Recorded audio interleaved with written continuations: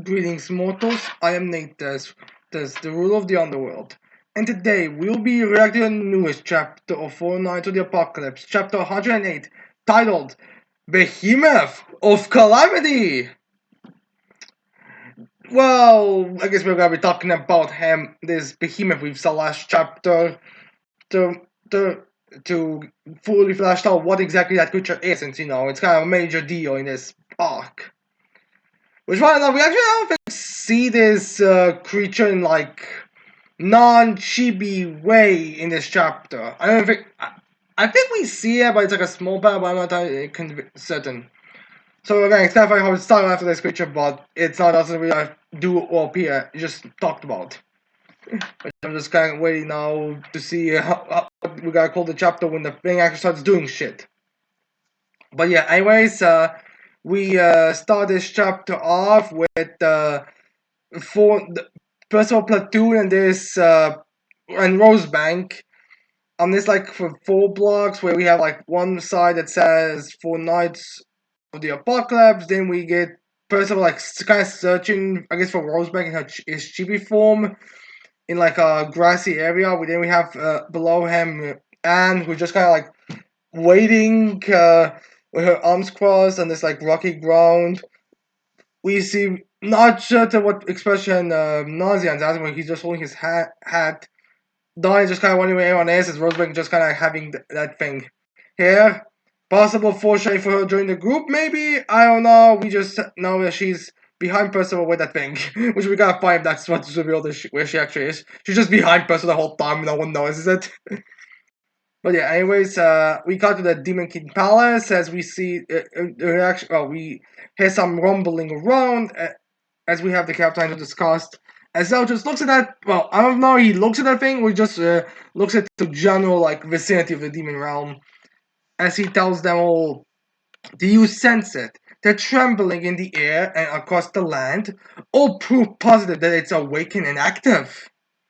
As we also see like the Six Sense of Black Eye, and as well as the other kind of consistently used demon that we've seen multiple times at this point behind them all.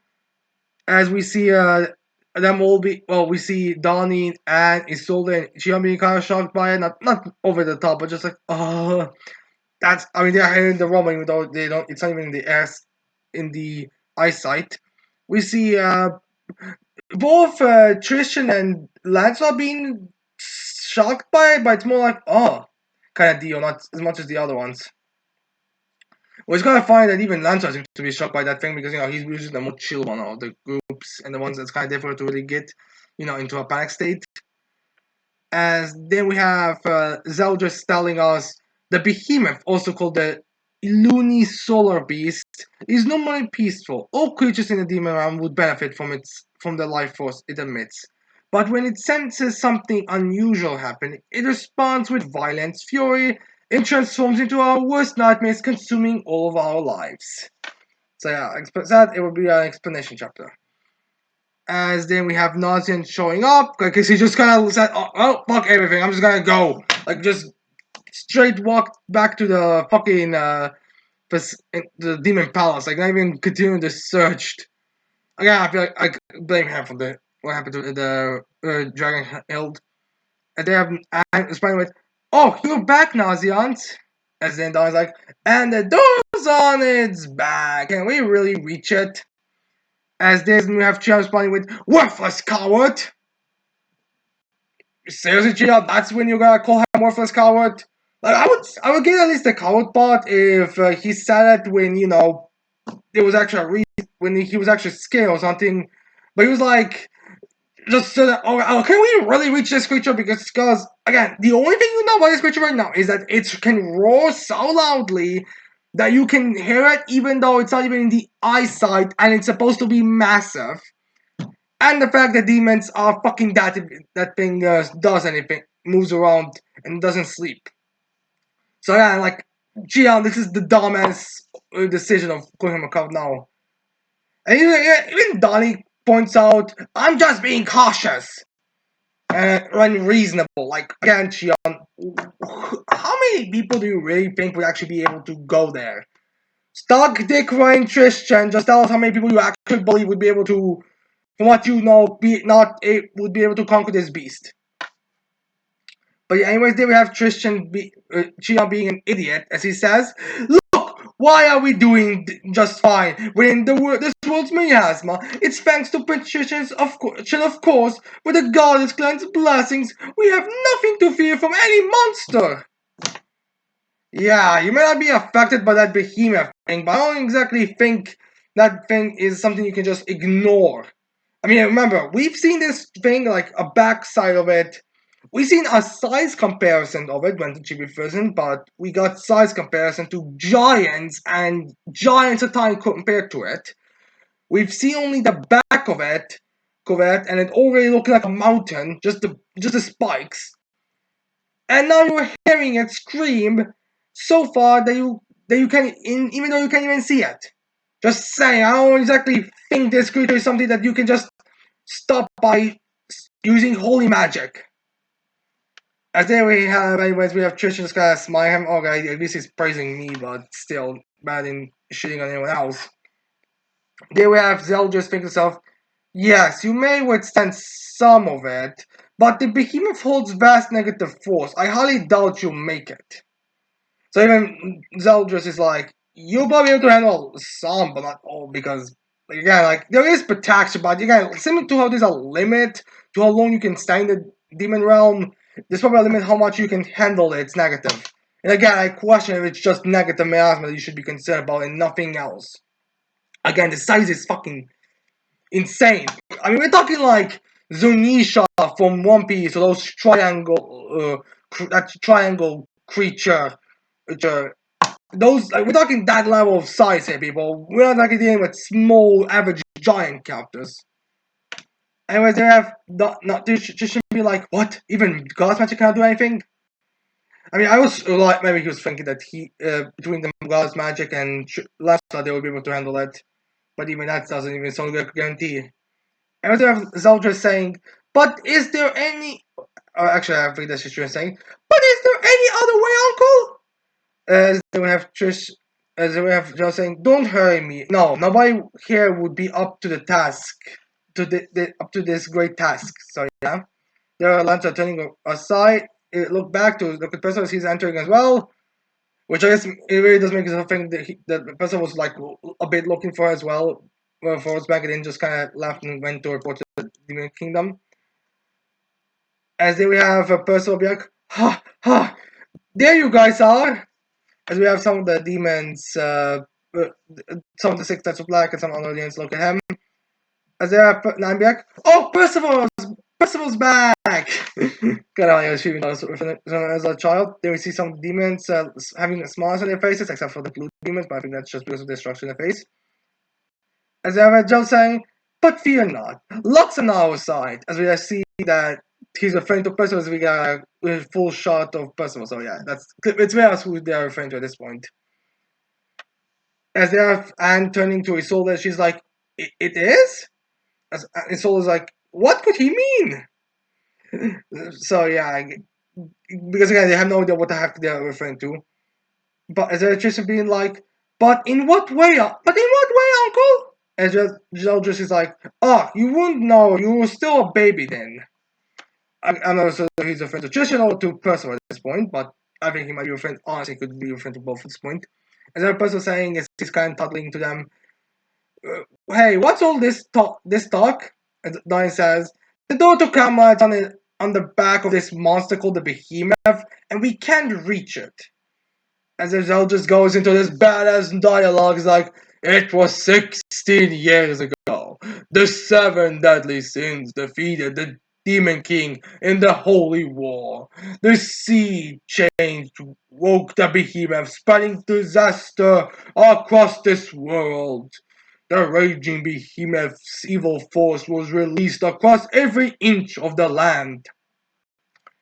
As then we get like a little showing of how this kind of looked like. As this thing looked like it was kind of emerging from the ground, and just while doing that, it also was releasing its force. And then we have it filled our plants, animals, even us demons, despite the robust life forces we were blessed with. We saw a similar rampage long ago when the Demon King exacted his furious justice upon his rebellious vassals, but the king used his massive force to put the beast into a long sleep. So here's his cameo again. Nice to see that he's at least gotta be somewhat relevant to the story. So yeah, it took the Demon King to like put him to sleep in the first time, which is kind of a problem now when he's constantly, where he's removed. As if that explain, I frankly lack that power, that level of power. All I could do was enhearten my desperate subjects, as we see Zeldris and Gelda there, with a few like random demon designs. Makes me kind of wonder timeline wise. I don't think this was like a problem when the like from the curse, but I don't think this was ever shown, even hinted at, but I'm not entirely certain. Which also, I guess this kind of, I feel like it's also kind of confirmed that Zeldris is still not on the level of the Demon King. Like he's not his equal still, but it's not exactly clear. But the way Zeldris talks about it does makes it sound like he's not on the level. So, anyways, then we have Zeldris in that flashback, flying around as we see a couple of random demon designs on the floor. That as Zeldris says, several helpless years pass as I scramble to rescue my surviving subjects. Zeldris looking around, he sees corpses, as then Zeldris just looks up and notices something. And that, as you see those like honeycombs, those like portals to the normal, to the human world, as in a small child falls down from one of those, as Zeldris immediately takes off to catch this child. As then we have Zeldris grabbing him as he holds him, as he says, was when you wandered into the demon realm, as we see baby Percival. So I guess this is the extension of the shots we saw previous in a couple of chapters previously, when we had Zelda just holding Percival, be like, oh, let's see from which hole did you come out of, or which gate. As there we get and be like, Percival did? As I guess they are now finally realizing that, wait a minute, if Percival got here, that means that he had to enter it on his own. Then we see Owen kind of looking shocked as we can't even see it. Now just look. Although we don't get a good shot of Xian's face, I feel like his eyes kind of scream like, "What? This fucking dipshit was able to get here about? Sir Trish is amazing god, I can't talk today. Amazing goddess powers." As they have Donnie look at him and be like, "But why at that exact moment?" As they have Buzzer just kind of be like, "I don't know, luck." Feels like that's the only option. Or to be fair, the way it's explained, probably would have showed up. He would probably have showed up eventually, anyways. Like it doesn't really matter. Or to be fair, I guess maybe the demon one would be more that if anything else. Then we have Zod saying, "Oh no, not at all. I firmly believe you came to us because you were destined to." Oh great, it's one of those destiny BS type of shit. Who is the weirdo with the crystal ball that's gonna predict destinies and all that type of bullshit? But anyways, they have Zell just like flying around at top speed while he's holding person while he's sleeping some. As he just his name should be like, I was conflicted to see this human child in our realm, but still, I felt nothing but compassion for you because I'm a normal, good person, not just some douchebag. As then I was like, such a toddler was likely to die within minutes from our miasma. I kind of feel like faster than a few minutes, but whatever. As then we have this shot of Percival as he's a toddler, like kind of playing, like flying his stick like a sword, kind of like dancing, like licking everything, and just acting like a baby. As Zell just like, but despite my worst fears, the miasma did nothing to you. You were playing and carrying on like you any child. I guess you got some experience babysitting. As then we got shot of Zeldris and Gil be like, oh, he was here for a few hours at this point. How the fuck is he still alive? As then we have Percival be like, Percival like going from a corner somewhere, as Zelt explains, and that's not all. Soon we were greeted by a sight hard to believe. As then we see like a shot of a bunch of like randomly designed demons. Like we see I kind of want to say the lion, well, now a tiger, the 6 knight. We see, I think, one design that we've already seen.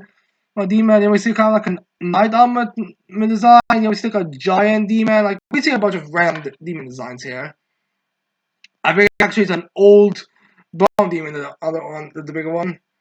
But anyways, then we get one of the designs of the demons that we've seen more recently. The one, the like more reptile one, as he wakes up, as he has multiple, as he opens up his eyes and he's like sits right back up in shock. Then we see a gray demon behind him. Also, check out, wait, I'm moving. Then we see a couple of others recovering. We see the white demon celebrating. Then we see Pump there as he's like checking his hat. As then we see Belior checking. Wait, yo, you recovered. Didn't you get crushed? Didn't your bones get crushed or something? And as then we see, I guess all of the 6 knights of black, as well as a few other demons. I'm still not certain if they are not supposed to just be the new 10 commandments. Also, the guy that's more liquidic seems to be relatively tiny. And here, at least, if that is him. But yeah, anyways, they will see a best for him play with them. So it's a kind of adorable, especially the tiger guy is kind of like a bear now. As then we have Josh saying, you walked past a set of demons that were near death, and one by one they regained their life. My people called you their savior, treating you like their own. And you're a toddler. Then he said, but this force soon reached my castle, and it even pushed back the Behemoth's energy. Then one day you simply vanished. We all searched for you, worried. I mean, if you're a fucking toddler who just vanished on nowhere. As then we have one day, which I kind of feel like is gonna be. I don't know if this was like a time job or just Zeldris gave him different clothes since he's a toddler. You need to change clothes regularly. As then we have this one is here. A person was like kind of walking to them normally and calm. As Zeldris is like panicking and still kind of informing everyone.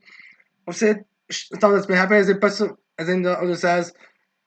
And when you came back to out of nowhere, you told me with your blank face, which is odd. Person doesn't have a blank face often. I'm going to assume that Chibi Percival's takeover kind of thing, because again, that's too much intelligence from Percival, or even a memory from Percival. As Percival says, "Thy behemoth, old Betty bye." Well, he speaks how he's supposed to speak. As then and as you said, the gigantic beast was in a deep sleep, and our world was saved. God knows what Percival did.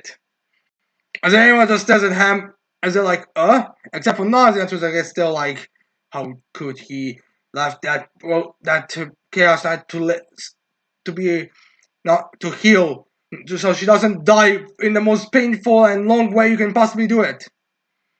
And they have Donnie freaking out as he's like, are you serious? So you got nothing to be scared about at all with this guy, right? I would say he's the more terrifying guy because, again, he has no memory. He has this insane power that he doesn't even know. And this power is able to already, like, compare to the Demon King's feats. Now, I don't think this is, like, saying he was as powerful as the Demon King as much as it's just saying there's something about Percival's magic that's able to put the hero to sleep. Since, I feel like there would be some kind of magic bout or some kind of real big thing that would appear if Behemoth was actually, power-wise being beaten down. But here it's implied that Percival just went somewhere, deal with the Behemoth, somehow, that they either had no sound and probably no magic force at all, because again, they had no idea, and after a while, they just realized that the Behemoth was asleep. Probably he found his spike somewhere in the ground or something. As then we have Percival just responding, I don't know, I don't remember any of that stuff. So yeah, what Percival is, how the timeline works, or anything like that is still up in the air. But anyways, there Abby or Happy is like, so that's why you say that we're all in luck. As then Percival like, but that's not the issue right now. As then Percival is gonna explain to them all as Nazi's like, what exactly is the issue? And that Behemoth's not the issue. As even Nazi learns out that okay, and why is Person tells them, listen, I gotta say sorry to all of you here. I found the piece of the coffin of eternal darkness, but the Chaos Knight found it first, and it was taken. Not mentioning the fact that he, healed her, but again, I don't think that's the issue here. Killing her, yeah, is just normality. Again, I blame Nazians for it. I don't get over this. In the previous arc, we've seen Nazians use his poison, his magic or his poisons to paralyze the bitch, and person was a magic to restrain the bitch. If they've done that, as soon as she was healed, it would not have an issue. Nazians, when after Percival healed her and she was asking, "You save me," should have just grabbed his knife, stab her in the arm to paralyze her, and then Percival would use his magic to cover her, and then it would like float her back. Again, why would this be so impossible for them? They've done it. We've seen it. I get it. I get plot, but still, that seems like one of those stupid things for the plot. Then we have Zeldris not even react to anything, as then we see the reptile demon as saying, "We saw it too, and then the night flat." Well, invisible, but yeah. Then we have Donnie again, shaking Percival. He's like, "Percival, you're killing us here, man! What are you doing?" Which is odd because he didn't reveal the fact that he healed her, but again, I don't think this guy was dumb enough to be angry at that point. Again, restraint, people! Restraints! And Percival, well, if the knight makes off with it? It's more concerned about that part. As they have Gil saying, that is no concern. The gate is being strictly guarded now, and the intruder could hardly escape through the door on the behemoth's back. So yeah, they're pretty much like, I don't know how the chaos knights are even there, but behemoth out because it's a fucking behemoth, and this is completely locked down with every single gray and red demon watching over it, so they're not getting out that way. That, and I don't even think that as a fly ability, but that's besides the point. As there we have host also saying, also we will have a flame bane moon for the next week. And as in like a what? And then we see a bunch of like flaming a bunch of meteorites falling down, and Skittle says, during this season of a rain of fire falls upon the behemoth's general area. Small pellets of iron encased in scorching flame. So yeah, that's what flame is. A bit of an interesting part of the world, but I wanted to set these places off a bit more differently. I am very interested in things that happened. And now in the hell I created when I took over everything, I just had a bunch of random white stuff come down for it. If it's sperm, no one knows. All you know it's white and it sticks. As then you have Zeldris saying that will pin our enemy down too, and that gives us time to get it back. I already know that pins down the enemy. It's again, it was just in the area of the Behemoth's general area, so it could be anywhere. So as soon as they got the fuck out there as soon as possible, well, they'll probably not even pin out. They'll probably just wind the search party because they'll probably gonna try to get away from that general area as soon as possible. As they have just saying, I'm not so sure about that. As in, Joel just also curious about that part. As just explains to them with, the Chaos Knights all have a seal that connects them directly to Camelot. That would have allowed this thief to transport their coffin amphibians right back to their homeland. So yeah, also not much of grain, huh? As if Joel just, alright, now this is a concern. As they're like, oh shit. As they would have all them look be like, oh shit, this is concerning, except Zell just has this like smug face like, oh yeah, I knew it, you scrub, I knew it. As Nonsense is still looking down, he might have realized that if they simply have restrained, if he simply paralyzed her, as soon as she was fully healed, this whole situation could have been solved. Again, like they were literally like a couple of meters away from it. They would have probably saw it by accident at that point. As then we have not Percival being like, it's all my fault. It was a careless mistake, and now it's putting all of you in danger. I'm so sorry. again, it's not your mistake. It's the fact well, it is kind of a mistake. But again, I blame both you and Nauseans. Restraining people. As they are possible, and sorry to tradition, if this causes your dad Meliodas to be banished, which honestly is still bad enough in all retrospects, as they have tradition telling him, lift up your head up, Percival. My father said he put his fate in your hands, did he not? Didn't he? Right now, we need to trust that luck's on our side and figure out what we can do about this. Plus, I mean, the piece of the darkness has been broken. Like, you've escaped there before. I feel like at least if you prioritize, you know, as breaking it so people can escape later on, it will work. So I don't see why. Again, it's not like the biggest concern. It's kind of like that crystal that Oddback used. Yes, it's considered that you're gonna be imprisoned in something, but you'll be able to break out if you get those devices together in place and all that. Just like Tangerson, he knows how to handle that stuff, and Jellyfish as well. Zelda's probably too. Honestly, at this point, Zelda should probably just be giving all of the information how to break the the Gulf of Eternal Darkness to them, so there would be someone to break out if they get captured and all that. As if Zelda's saying, having a bit of smile, is like, sure sounds like my brother. I agree with you too. And they are personal. Every demon in this realm already owns their life to you. Nobody resents you even in the slightest. Again, they literally would have died at this point if you didn't save us, so it's not like we actually have complaint. So you probably did a better thing. Like, if you have to pick between trapping us in the Eternal Darkness and dying by Behemoth's behalf, we would pick being trapped in the coffin. So also, we see those demons that we've seen a couple times, as well as a new snail multi-eyed one. Or has happy act. Yeah, we would prefer being trapped and dying, but humans have. And then Percival like trying to thank you, but he does tell all of you, and then Percival is about to start crying, also should probably healing. And then Lancelot punches him in the helmet, and then Lancelot's like, drop the act, Percy. As Percival goes like, but be like you always are. I'm concerned about that part. Again, not sure if you know it, but Percival's personalities are kind of all over the place. I mean, I know he's referring to the Percival that he's not speaking about. I don't know, those cheapy Percivals are a bit suspicious individuals, if you ask me. And that past Percival may not, and the reason why Percival may not remember, may not be because of the Percival you're talking to right now being the one in charge of the body. As if Lancelot be like, and the next time you run into those guys, don't screw it up. You have to beat them all. Beat them. Got it?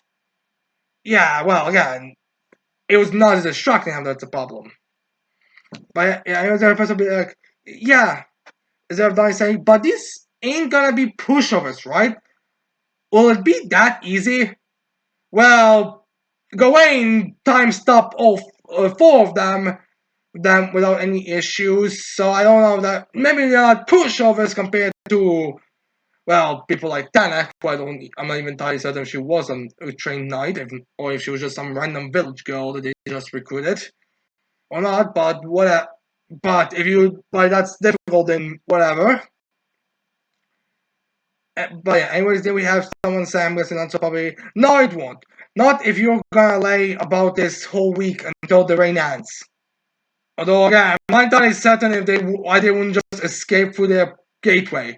At this point, I feel like they just need to like regroup. And as soon as they are like, well, we have the piece of eternal darkness.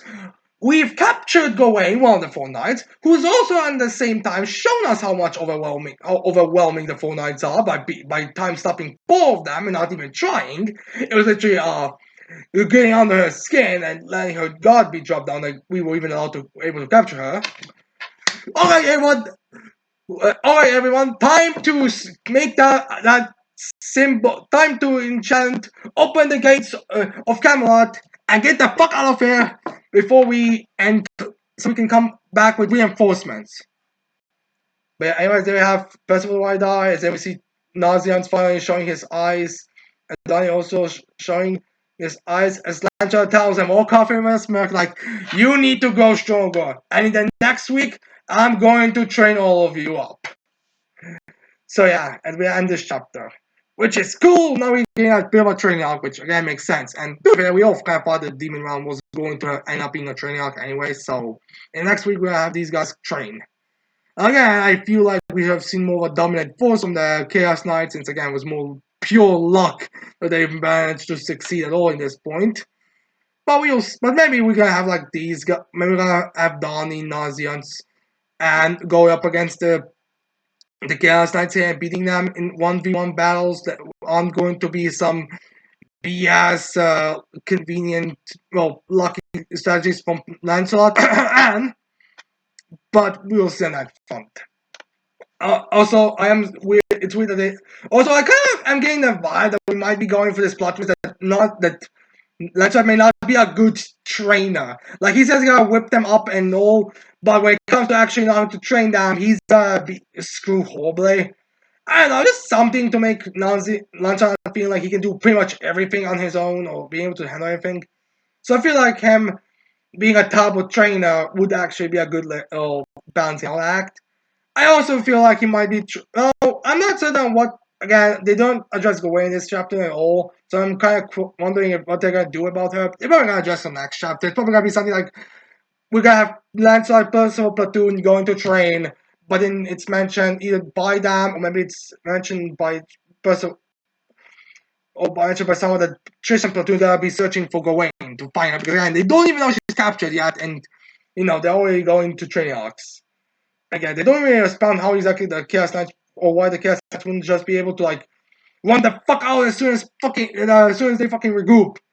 Like I mean, I feel like Roseback would probably be which, huh? Actually, now I think about it, okay, they Morpleg's group captured Gawain and they saw how overwhelming one of the four knights is compared to them. They can just go to Arthur and explain the situation to them since different timelines. They captured Gawain and all that. I don't think Arthur would really punish them. Rosebank, on the other hand, might be. Oh my god, would it be funny? Would it just be funny if the way if after this training arc, we just have like. The way they're dealing with the Rosebank is that Joseph just like tries to find a guy comments that have already fled somewhere.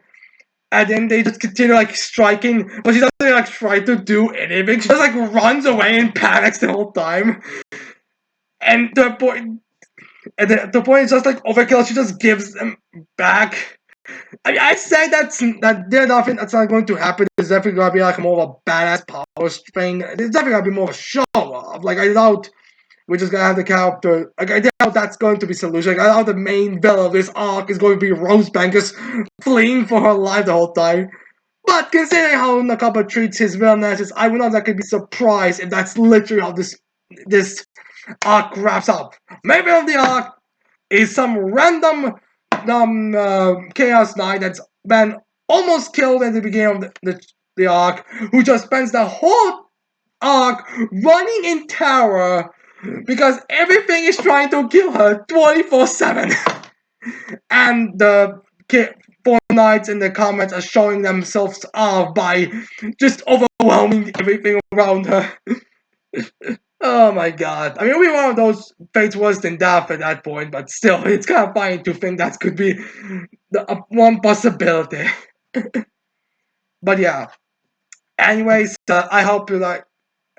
I always had my opinions on what's going to happen next, what could happen next chapter, so we'll see it. Maybe we will have the characters find out that Percival healed her, but yeah, like I feel like being upset about that would be dumb because again, I don't care how many times I say in this review and how many times I'm going to say in the future, so long as the story is still continuing with, but still, Nauseans points in the bitch. Percival restrain the bitch. That's why you're in a situation within Piece of the Internal Coffin as you are. Because you were being a. Because you, Nauseans, were being a bitch and then just fucking restrain her. But you, Nauseans. Well, actually, no reason. I still like. That's still cool, but still, like, I can't go how stupid this thing is. But yeah, anyways, I hope you like this chapter reaction. I hope you thought this chapter comments below. Don't forget to leave a like, and subscribe for more videos in the future. And that's it. I can see all people next time. Goodbye.